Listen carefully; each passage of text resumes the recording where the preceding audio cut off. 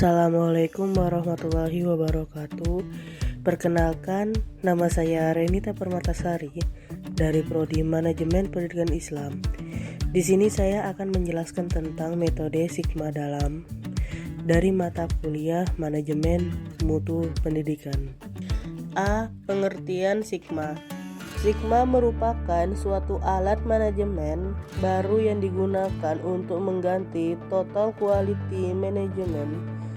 Sangat terfokus terhadap pengendalian kualitas dengan mendalami sistem produksi perusahaan secara keseluruhan.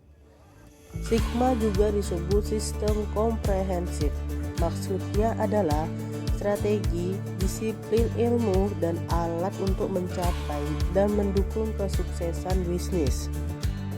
Sigma disebut strategi karena terfokus pada peningkatan kepuasan pelanggan, disebut disiplin ilmu karena mengikuti model formal yaitu define, measure, analysis, improve, control, dan alat karena digunakan bersamaan dengan yang lainnya seperti diagram Pareto atau Pareto chart dan histogram. Kesuksesan peningkatan kualitas dan kinerja bisnis tergantung dari kemampuan untuk mengidentifikasi dan memecahkan masalah. Kemampuan ini adalah hal fundamental dalam filosofi Sigma. Karakteristik Sigma yang pertama adalah kelangsungan keperusahaan bergantung kepada kemajuan bisnis. 2. Perusahaan bertambah besar berdasarkan kepuasan pelanggan. 3. Kepuasan pelanggan ditentukan quality, price, and delivery. 4. Quality, price, and delivery dikontrolkan oleh proses capability. 5. Proses capability tergantung dari variasi. 6. Variasi proses menentukan kenaikan default, cost, dan slide time. Kendala penerapan Six Sigma. Yang pertama, dalam perencanaan waktu perlu cukup. Kedua, perlunya orang-orang yang terlatih dan memiliki pengetahuan yang tinggi karena tuntutan untuk terus mengurangi produk cacat. 3. Karyawan yang bagus tersebut juga berpotensi meninggalkan perusahaan dan pindah ke perusahaan pesaing bila menerapkan Six Sigma tidak menjalankan dengan baik. 4. Saat pendekatan itu tidak dijalankan dengan baik oleh perusahaan, maka hanya akan menghasilkan karyawan yang bagus dan bersertifikasi, namun dengan biaya besar yang harus ditanggungi oleh perusahaan. Perbedaan Total Quality Management dari Six Sigma. Yang pertama adalah Total Quality Management yang pertama belum tentu bagian dari strategis bisnis. Yang kedua, tidak terikat dengan akuntabilitas. Ketiga, meningkatkan dan proses seragam. 4. Biasanya tidak ditargetkan ke proses atau bisnis. Yang kelima, target bidang manajemen dan keterlibatan karyawan. Sedangkan Six Sigma adalah merupakan strategis dari bisnis. Yang kedua, proyek yang sering mendapatkan rintangan profitabilitas. Yang ketiga, 3,4 cacat per 1 juta kesempatan. Yang keempat, merupakan target wilayah.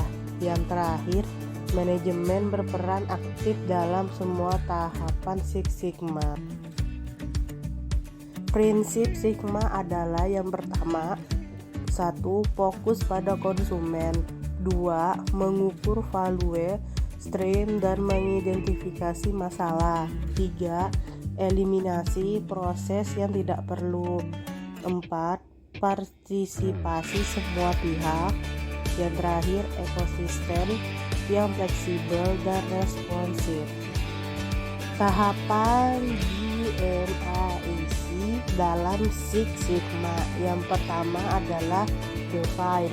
Pada tahapan ini, kamu harus memantapkan tujuan dari kegiatan perbaikan Six Sigma. Pada tahap ini, kamu akan menyeleksi permasalahan yang nantinya akan diselesaikan beserta biaya, manfaat, dan dampak terhadap pelanggan atau customer. Yang kedua, measure. Measure artinya tahap pengukuran.